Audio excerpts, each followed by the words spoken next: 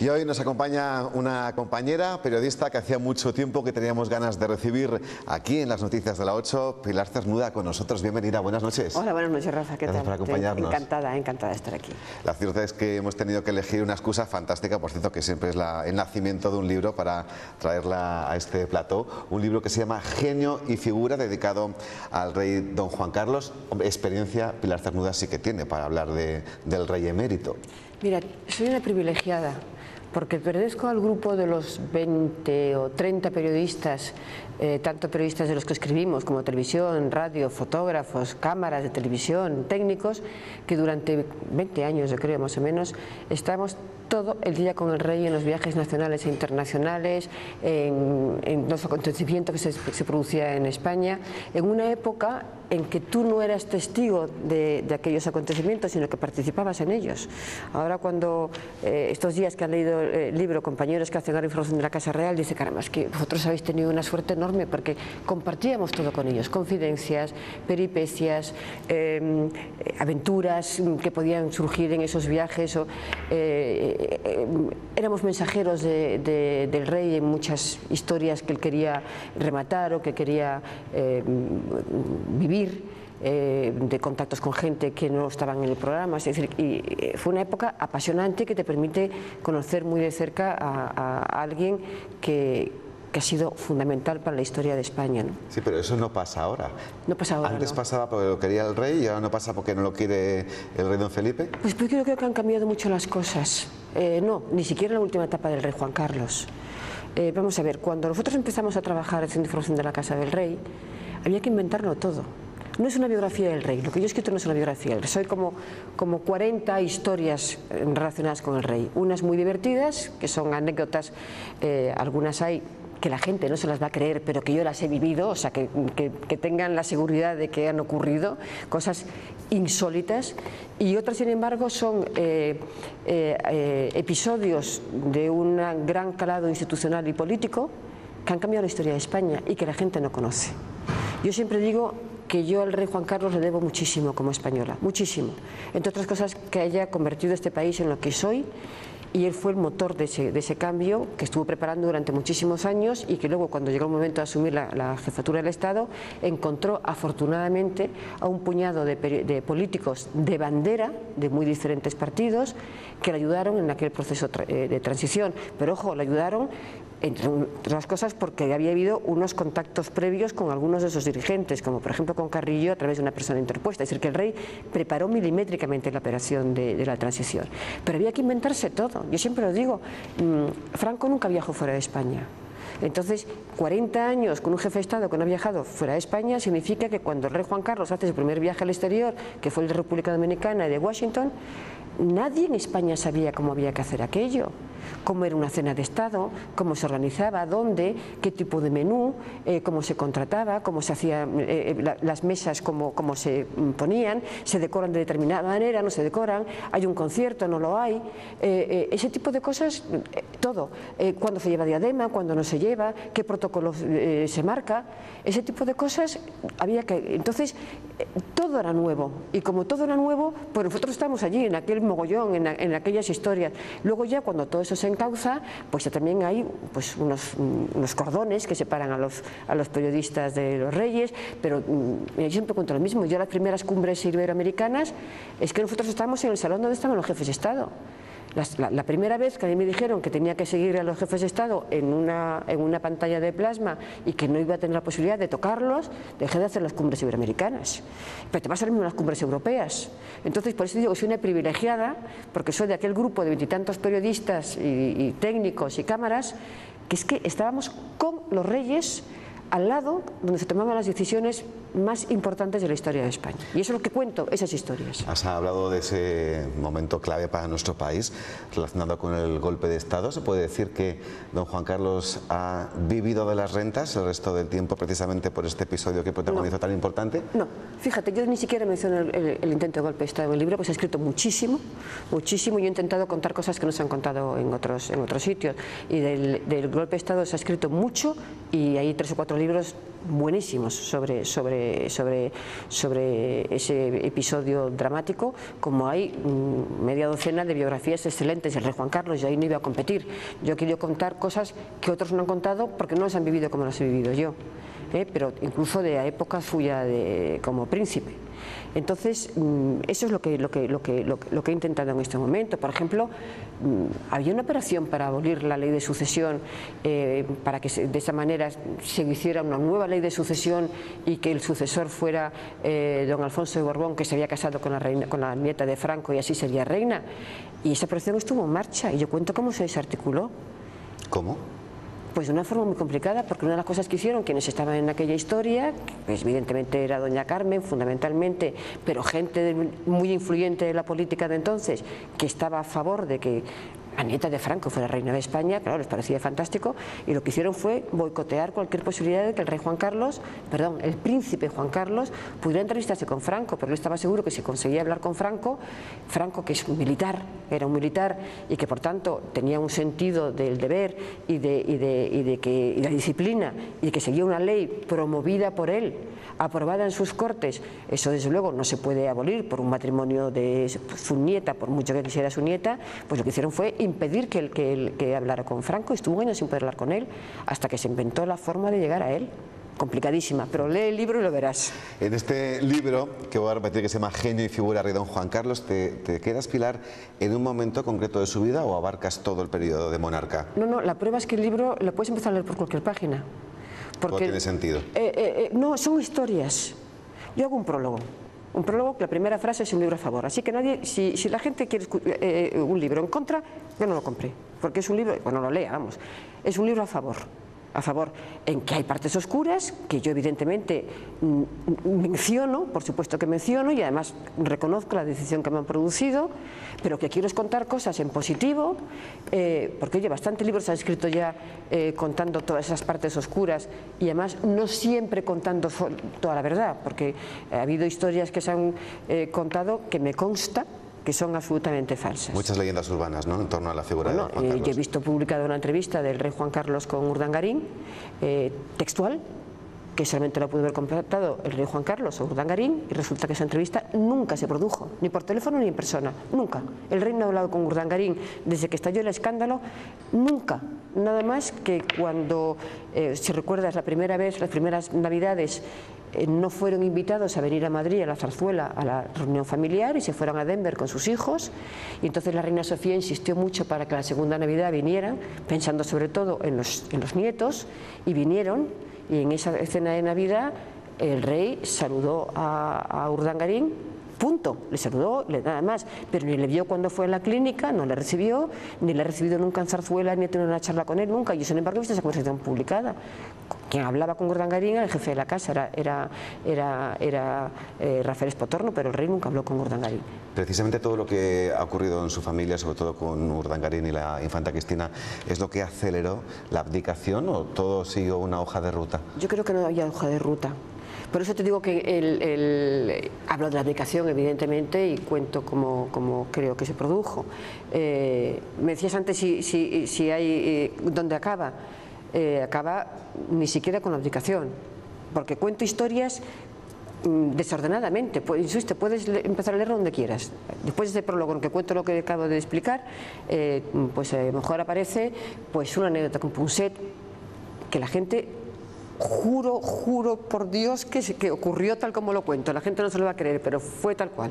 Que en su primer viaje a Arabia Saudí, que él era en aquel momento secretario general técnico del Ministerio de Industria, y perdió la maleta. O cuento pues el viaje a China, que fue absolutamente insólito, o la primera fiesta que hubo con la reina Isabel de Inglaterra, que nunca había ido a una fiesta mezclándose con la gente, y lo hizo en la Embajada de España ante el estupor de todos los británicos que estaban allí. O cuento pues cómo se produjo un encuentro de un enviado del rey con Ceausescu para que Ceausescu mantuviera un poco en cintura a Carrillo. por cierto, entrevista que estuvo a punto de costarle la vida al mensajero que mandó el rey, porque pensaron que era un espía en Rumanía de Ceausescu, y aparte de pegarle una paliza que le rompieron el tímpano, que se ha quedado sordo para siempre, estuvo 3 días tirado en un cuarto, nadie sabía que estaba allí en España, ni el propio príncipe, no, él ya era rey, el propio rey, ni nadie de su familia, y luego, porque fue el tiempo que tardó Ceausescu en comprobar que era una persona que no era espía. Es decir, cuento historias muy distintas, ¿no?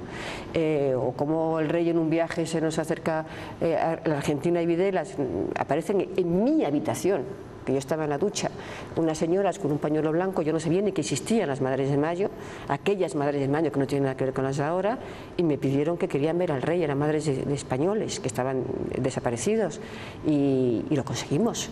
Fue de Frisola al rey, y bueno, cómo se las ingenió para verlas sin que Videla pudiera pensar que era un encuentro preparado, y se inventó una historia que cuento ahí para verlas como si fuera un encuentro casual. Es decir, cuento muchas historias muy distintas, y ahí sale un personaje pues que a mí me parece fascinante. Entonces tú me dices, ¿había hoja de ruta? No había hoja de ruta.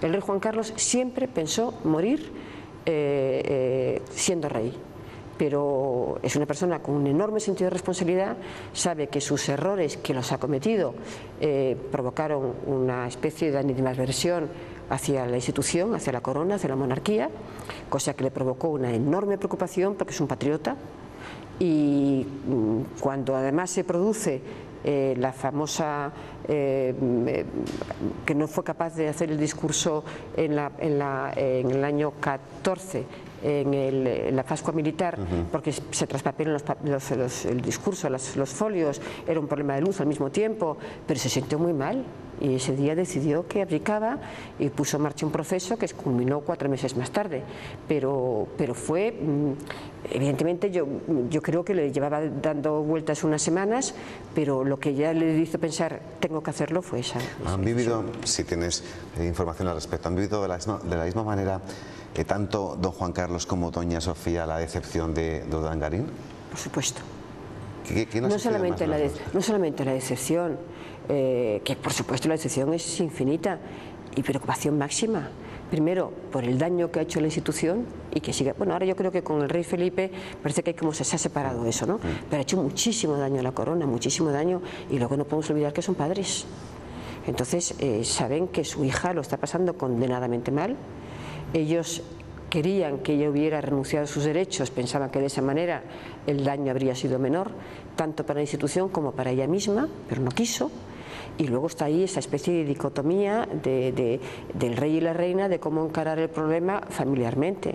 La reina dice, bueno, a pesar de todo, públicamente quiero expresar el apoyo a mi hija y a mis nietos, y el rey le dijo, mira, hay que ser mucho más prudente, y por mucho que queramos a nuestra hija y a nuestros nietos, en este momento aparecer con ellos junto a Urdangarín afecta a la corona, y eso provocó roces entre ellos, ¿no? Hay mucho republicano que se considera juancarlista, que sí. Eso es, yo creo que algo que hay que valorar, ¿no? Don Juan Carlos, ¿es el paso que tiene que dar don Felipe? Pues yo creo que empieza a la gente a conocer a don Felipe, y se han dado cuenta, la prueba es que se ha cerrado el debate monarquía-república. Hasta Pablo Iglesias, que el otro día vio al rey hace una semana más o menos, ¿no? Cuando después le preguntaron, dijo, no, ese debate está cerrado. Que por cierto... Le regaló el Juego de Tronos el otro día. Por cierto, y el príncipe sabía, el rey sabía que se los iba a regalar. Sí, sí, él pensó que ha vendido Pablo Iglesias, que fue una sorpresa, incluso dijo, perdón, que me rompa el protocolo. No, había avisado previamente él, ya en Bruselas, pero había avisado a la gente de la casa que le gustaría regalarle eso, y que si podía hacerlo durante el encuentro que tenía con los eurodiputados españoles. Le dijeron que sí, y se acercó y le dio los DVDs, pero vamos, de sorpresa nada, estaba todo preparado. Nos has contado en el transcurso de esta conversación esas anécdotas que podemos leer en el libro, pero ¿cuál te quedas? ¿Y por qué no la puedes contar?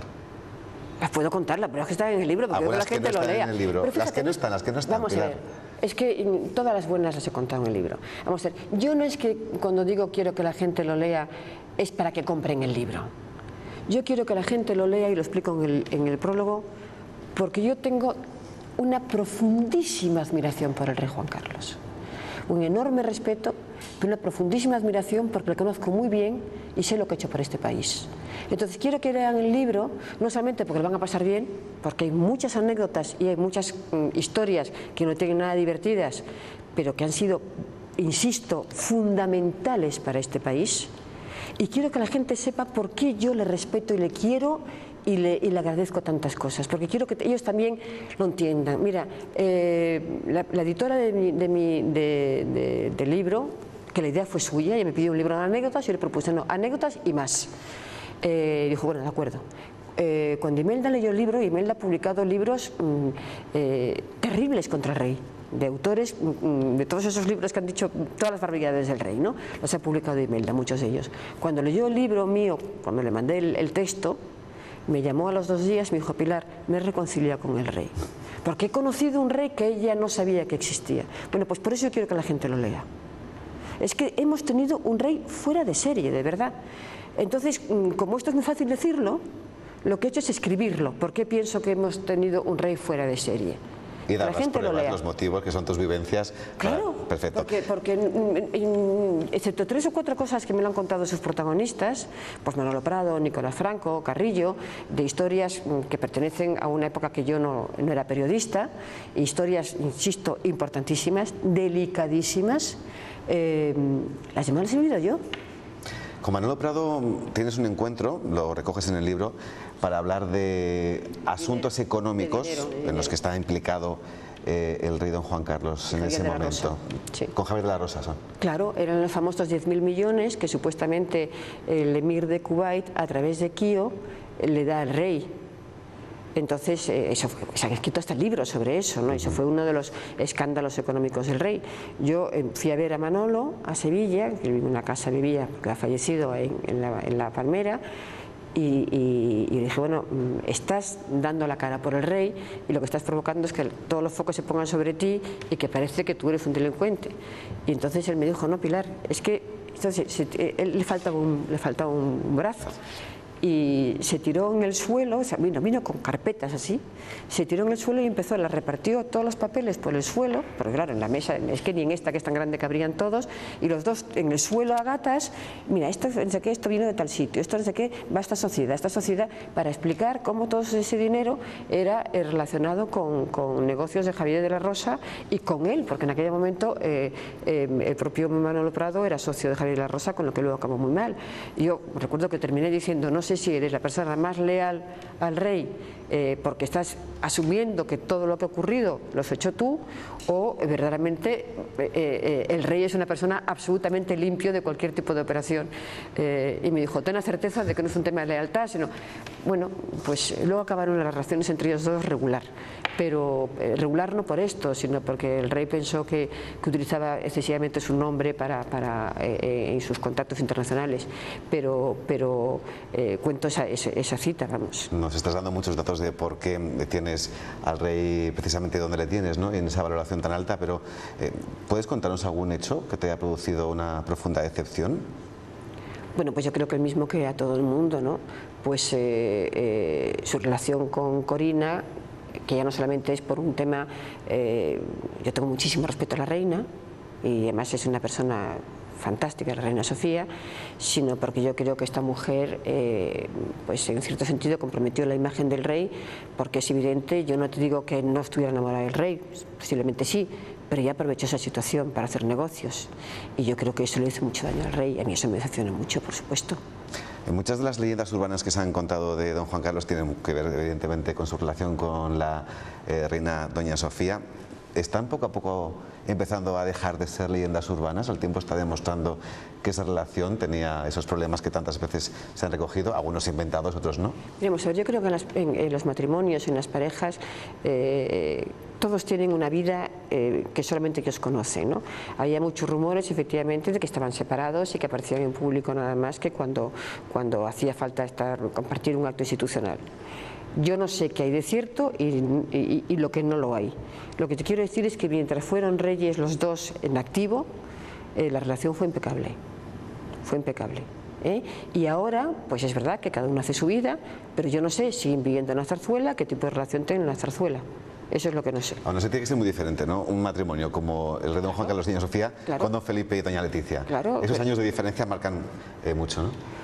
¿En la realidad luego? Pues no lo sé.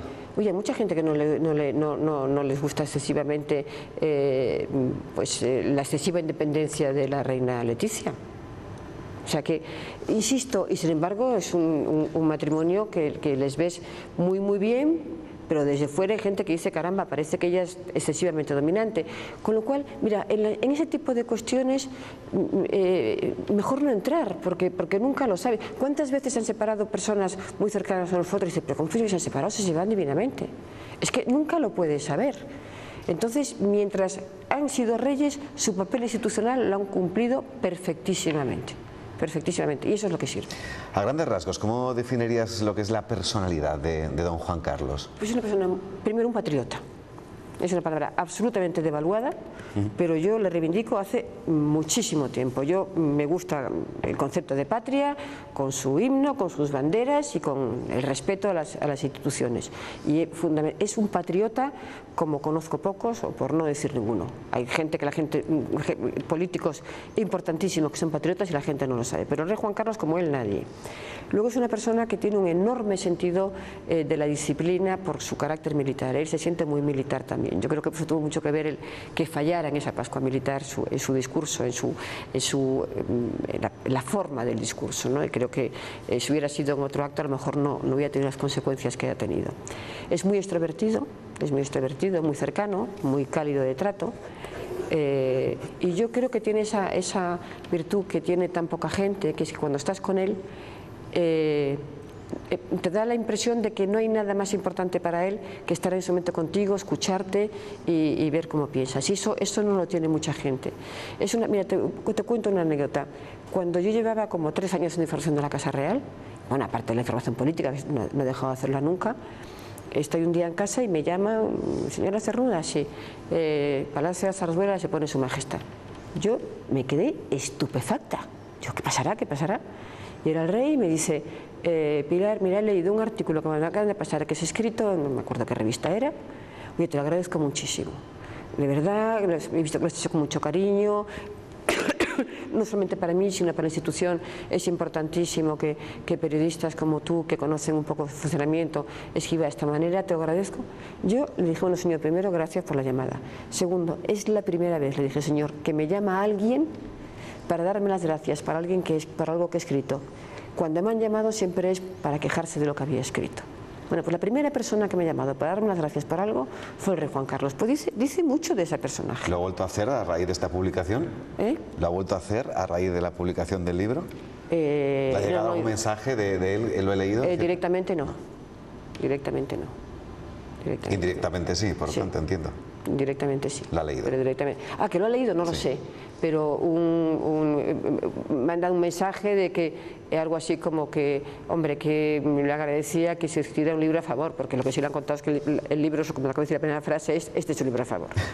Bien, pues además de hablar de este genio y figura, rey don Juan Carlos, no podemos desaprovechar la oportunidad, ya que tenemos aquí a Pilar Cernuda, que como bien acaba de decir, lleva la información política prácticamente toda su vida. 40 años. Ni más ni menos, estamos además en una televisión autonómica, tenemos elecciones municipales y autonómicas el 24 de mayo. ¿Cómo avista el panorama, Pilar Cernuda? Complicadito, ¿eh?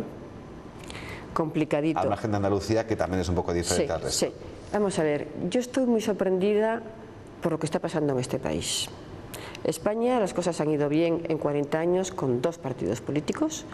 Hemos tenido nuestras crisis, como todo el mundo. Lo hemos pasado condenadamente mal estos últimos años por una crisis económica provocada por un presidente de gobierno que yo creo que fue una tragedia para este país, y luego lo hemos pasado condenadamente mal también, o peor todavía, porque hemos tenido un presidente de gobierno que ha querido poner en funcionamiento este país, pero eso ha sido a costa de unos sacrificios brutales que hemos tenido que hacer para intentar superar esa crisis. Y de repente estamos poniendo los ojos en una serie de partidos, de personas que lo que venden es, somos otra generación, somos otra gente, somos otro estilo de hacer las cosas. Vamos a ver, los países más avanzados del mundo son países bipartidistas y con un partido bisagra que en unas ocasiones favorece unas y en otras ocasiones otro. Y les ha ido muy bien de esa manera. Y aquí de repente estamos llevando a los altares a partidos de gente que nunca han tenido ninguna experiencia de gestión en nada, pero ni de concejal de su pueblo de 300 habitantes, que tienen financiación rarita, por no decir claramente ilegal, que el número 2 del partido, el gran ideólogo, y que nos está dando lecciones de honradez y de comportamiento ético, trabaja nada menos que para Maduro y para Chávez, le pagan un pastón por un informe que los circuitos internacionales, por hacer ese tipo de informe que no ha visto nadie, por cierto, te pagan la 20ª parte, y además creas una sociedad 3 años más tarde para justificar que te han pagado ese dinero. O sea, eso huele mal, lo mires por donde la miras. Hablando de Podemos. De Podemos, que se están ayudando, colocando, o sea, en este momento estás hablando de las elecciones municipales. Sí. ¿Sabes quién es el candidato al ayuntamiento, a la alcaldía de Cádiz? ¿Lo sabes? La pareja de Teresa Rodríguez, que es la líder de Podemos en Andalucía. Es decir, lo primero que ha hecho es poner a su pareja de candidato a la alcaldía de Cádiz, que es la provincia donde Podemos está más fuerte. Hemos visto cómo se ha utilizado la novia o la exnovia de Pablo Iglesias para deshacer Izquierda Unida en Madrid. Errejón, la novia de Errejón, también la tiene de candidata a concejal. ¿Esto es un partido que va a tener este país lo que hay que tener? Luego, Ciudadanos, Albert Rivera es un tipo de 10, de 10. ¿Cómo ha tenido en Cataluña, cómo ha gestionado todo el proceso antiindependentista, con qué coraje? Pero Albert Rivera no tiene un partido detrás con gente que haya gestionado nunca nada. Tiene media docena de diputados allí que han hecho vida parlamentaria, pero no han hecho gestión nunca en un ayuntamiento. Y entonces, como no tiene partido y se quiere presentar en toda España, está buscando gente a lazo, los que se ofrecen. Pero lo que se ofrece no siempre tiene que ser gente que tenga experiencia, que sea rigurosa, que sepa gestionar. Yo creo que lo bueno sería que fuera con UPyD, que por lo menos UPyD sí tiene gente que después de estos años por lo menos tiene un poquito más de recorrido. Por cierto, cada vez menos UPyD. Bueno, sí, pero por eso digo que la suma podría ser interesante. Pero aquí resulta que estos son los que tenemos que confiar. Pues mire usted, yo no. Luego, es que la corrupción. Efectivamente, la corrupción es sangrante. Pero por primera vez en la historia se está luchando contra la corrupción ahora. El Partido Popular por una parte y el Partido Socialista por otra. Yo llevo, como te decía, 40 años haciendo formación política.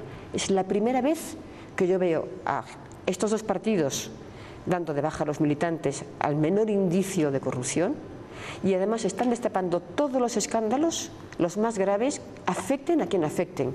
Estamos viendo qué está pasando ahora con Rodrigo Rato la semana pasada. Y bueno, y no ha temblado la mano a nadie para hacerlo. Y no son casos de corrupción de ahora, de hoy, sino del pasado. Luego, sinceramente, la lucha contra la corrupción se está llevando ahora. Yo dudo mucho que quien vaya a luchar contra la corrupción sea el señor Pablo Iglesias, que tenía monedero sin dar explicaciones y sin enseñar ese informe y que sigue todavía ligado al chavismo. Hombre, entonces estoy desazonada, estoy inquieta, estoy preocupada. Esto no son los españoles que yo quiero que reaccionen. Se dejan contaminar y fascinar por cantamañanas. Pero precisamente por eso, porque son el Partido Popular y el Partido Socialista quienes realmente están luchando contra la corrupción. ¿Por qué entre ellos lo echan en cara si todos tienen mucho que callar? Porque no lo saben explicar. Ese es el problema. ¿No lo saben explicar? Ni saben explicar que no puedes confiar en partidos de mucho bla bla bla bla, pero que no hay nada detrás, y que además el bla bla bla bla no se corresponde con sus actitudes personales ni políticas, y tampoco han sabido explicar que están luchando de verdad contra la corrupción. Pero en serio, contra la corrupción. Entonces, pues vamos a ver. ¿Qué valoración haría Pilar Cernuda del presidente del Gobierno a unos cuantos meses de expirar la legislatura? Pues no ha sabido explicar lo que ha hecho, sin ninguna duda no lo ha sabido explicar, y yo creo que ha gobernado muy al margen de la ciudadanía y ha hecho un esfuerzo ímprobo para sacarnos del hoyo. Yo viajo mucho a Europa, como es normal. Cuando digo Europa me refiero a Bruselas y Estrasburgo, como es normal, porque hago información política. Allí se habla del milagro español, ¿Del milagro español? Sí. Mira, te pongo un ejemplo. En lo económico. Te pongo un ejemplo el otro día yo era Garicano. Garicano es el que ha hecho el programa económico de de Ciudadanos. Muy vinculado al Partido Popular antes. Quiso ser ministro. Por eso. Y se lo pidió a Rajoy, y Rajoy no lo hizo ministro. Y como viene de la London Economics School, pues parece que es el no va más. Bueno, pues es el no va más, pero hay mucha gente en España que también es el no va más, o por lo menos está como él. Y yo, insisto, Ciudadanos me parece un tipo muy serio, Rivera, pero está haciendo alguna cosa rarita. Bueno, lo primero que dice es, no, pues se equivocó Rajoy no pidiendo el rescate. Por cierto, él fue a Moncloa a decirle a Rajoy que como dice el rescate que se acordará. Y Rajoy le dijo, pues me acordaré, pero no pienso pedir el rescate. Y nos ha ido muy bien no pidiéndolo. Entonces viene una entrevista a la radio y dice, no, si hubiéramos ido el rescate estaríamos muy bien porque estaríamos como Portugal.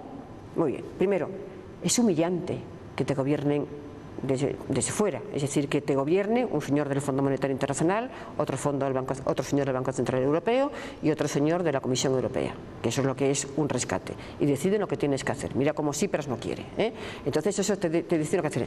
Pero si pone como ejemplo a Portugal, hombre, ¿cómo es posible que no haya salido, y lo tengo que contar yo, nadie del gobierno para decir, oiga, en el rescate de Portugal, que sepan que han bajado las pensiones, que cada vez que alguien va a un médico de la Seguridad Social tiene que pagar 8 euros. Pero si el médico de la Seguridad Social es un especialista, tiene que pagar 15 euros cada vez que va. Si tienes que dormir en un hospital, tienes que pagar una cantidad por cada noche que estás en un hospital. Eso en España no ha ocurrido. Que han paralizado las obras públicas.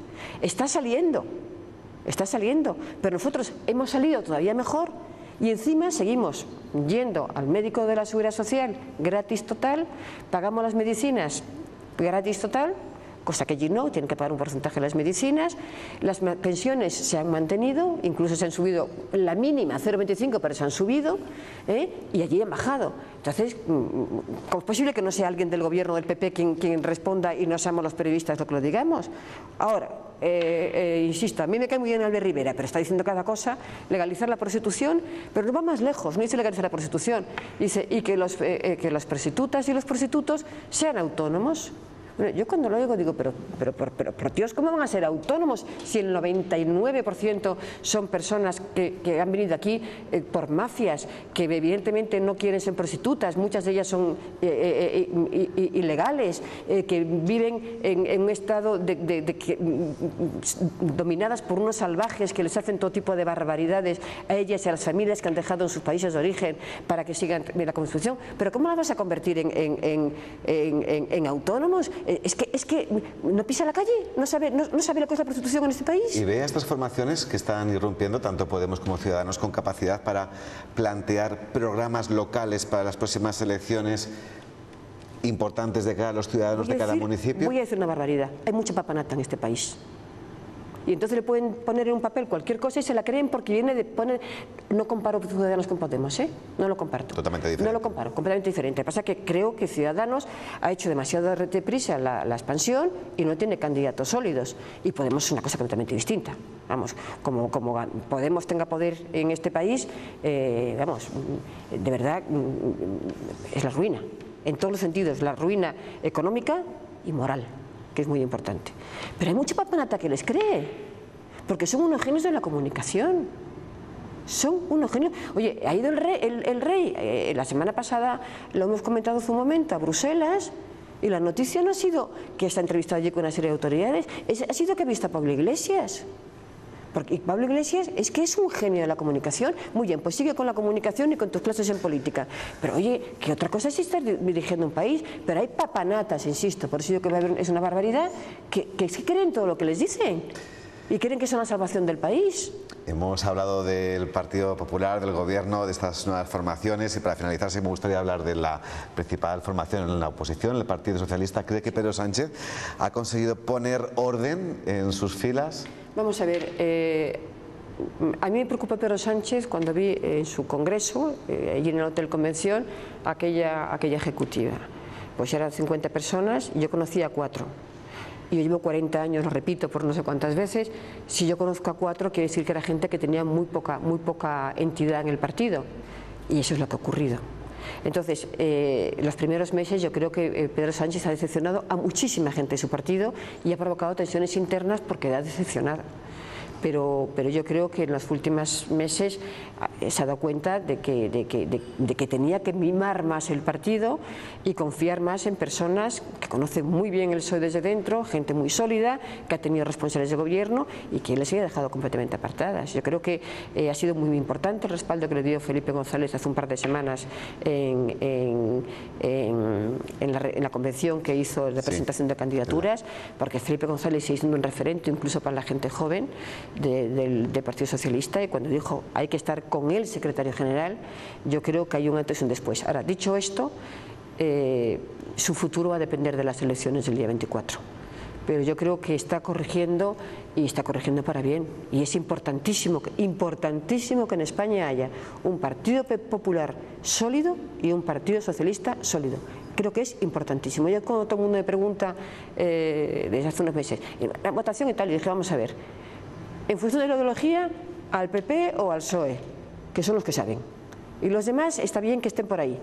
Pero los que saben gobernar y tienen gente con capacidad de gobernar son el PP y el PSOE.